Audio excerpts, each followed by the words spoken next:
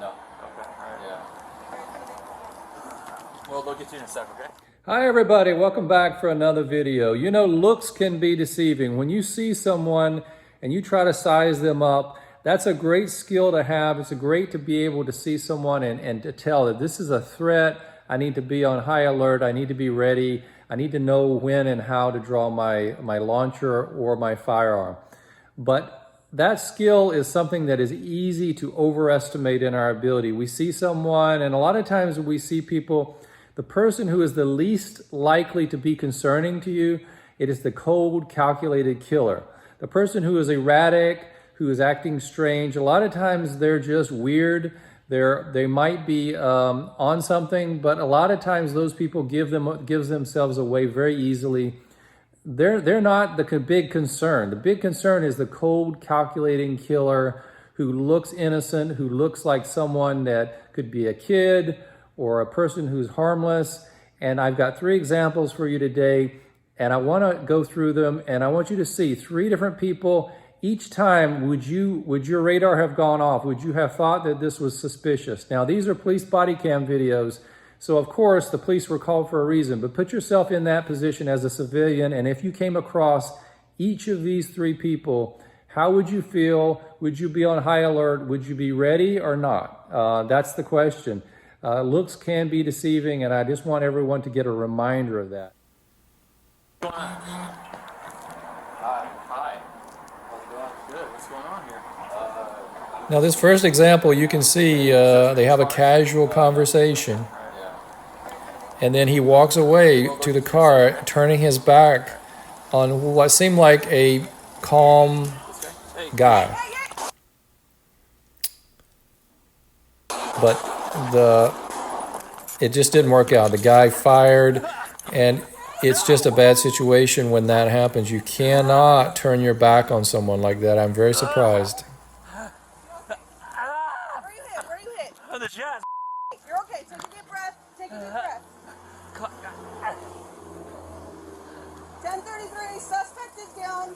I've got enough. Now this next scenario is a guy who's at his girlfriend's house. Girlfriend does not want him there. The police officer is coming up. He's going to talk to him. Who? Let's listen to a little of the back and forth between them and see how that goes. Yeah, I don't know who you are. I can't see you. I can't hear you. Yes. Okay, well, who are you? I'm Mike. What do you have relation? I am here to get my money from her, but she owes me. Okay, well, come out here. Come here. She doesn't want you here. She told me to come here. No, she's calling us. No, she told me to come here. Okay, well, get out of here. So again, what do you think is a threat? When you see this guy coming out, he's going to have a drink in his hand. He's a big guy, kind of heavy. But the officer has his pistol. Put You your can hands see up. he's got his glowing Yeah, you are. sights. He's got his Yes, I flashlight am. on him. He's got it covered. Is the guy a Have a real seat. threat or not? You know, looking at him with No, his you won't. hoodie, Sit the is it fuck likely that he's down. carrying? Well, let's Get see your what hands out of happens. your pocket now. Get your hands out of your pocket now. Get your hands out of your pocket. Get on the ground. Get on the ground right now. Where's your taser, everything? And I can tell you that one did not end well. They fired on him many times. I cut it. I did not want to show that part. After he was tased. So he was tased. As he was tased, he was lying on the ground and he was firing his pistol. Just remember that, folks. Now here's another example. The lady, she's also tased. He's going to then give her as many tases as he can, but she's reaching. She's reaching.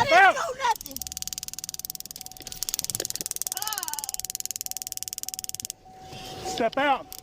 Ma'am, put your gun down. Put your gun down.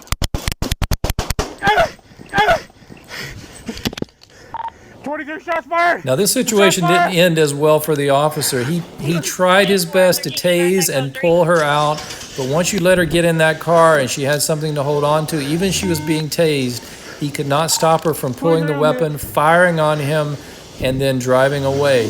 This situation went bad for the officers. The previous situation went bad for the guy that was being tased. Very different scenarios, but again, the same type of result where this person did not look like a big threat. Let's use a taser, let's take a chance on them, and you end up getting shot at. 23 shots fired! Shots fired! 10-4, 13, keep outside code 3.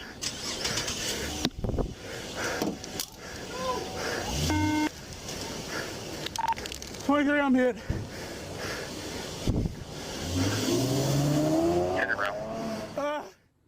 All right, so there you saw it. That was 3 examples, and I think in each case, if I put myself in those shoes and I look at that situation, I would have probably given the person the benefit of the doubt most of the time. And I think it's natural, it's human nature. We want to give people the benefit of the doubt. We can be kind-hearted. We may not assume the worst of people. And in these particular situations, if you do that and you turn your back on someone and that person has an opportunity, they may take it and they may fire on you. They may come charging you with a knife.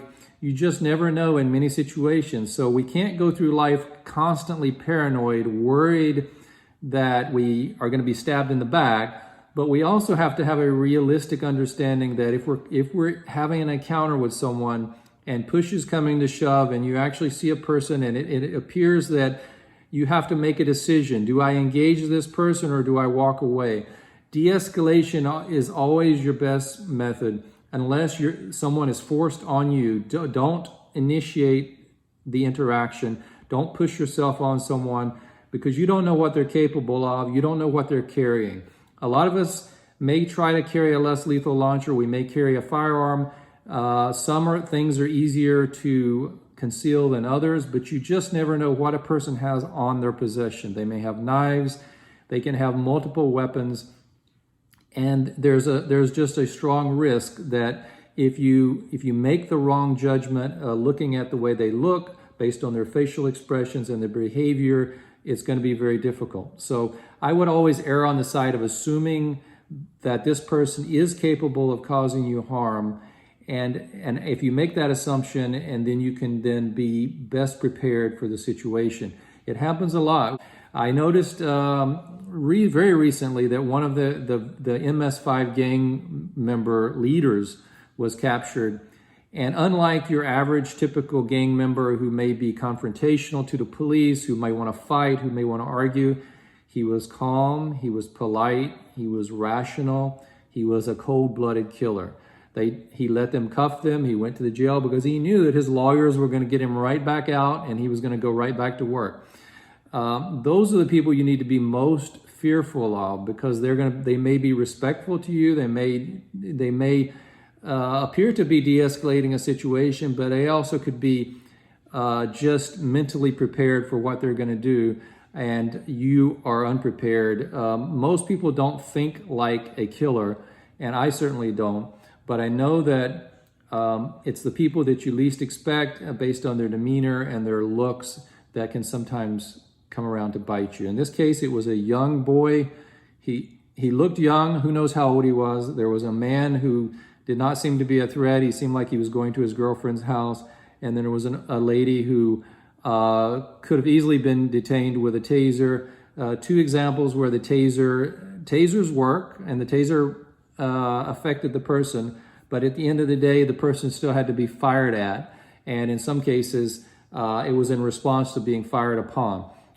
Don't ever get in a situation where you think because you have your taser and even your taser is working, at that split second your taser is working, don't let your guard down because as soon as you let go, if they have a weapon, they can reanimate and they're right back into the fight. I've talked about this before.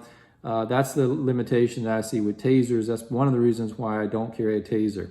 I want something that is going to deter someone long enough that I can get out and get away, and I don't want them to come back 100% ready to fight immediately as soon as the electrical shock is over. Kinetic rounds and chemical rounds in a combination are probably your best bet for achieving that kind of effectiveness. So I think you saw it. I don't want to elaborate anymore. Those 3 videos sort of awaken my thinking about looks can be deceiving and how we need to be just extra careful. It's a great skill if you think that you can assess someone up and down and you're really good at it. And I know some people claim that they can be, but in reality, in the real world, just like everything else in self-defense, it's not as simple as you think. It's not as easy as you think. Everything doesn't happen in a vacuum. Be realistic, folks. Again, everybody have a happy new year, and we'll see you in the next one.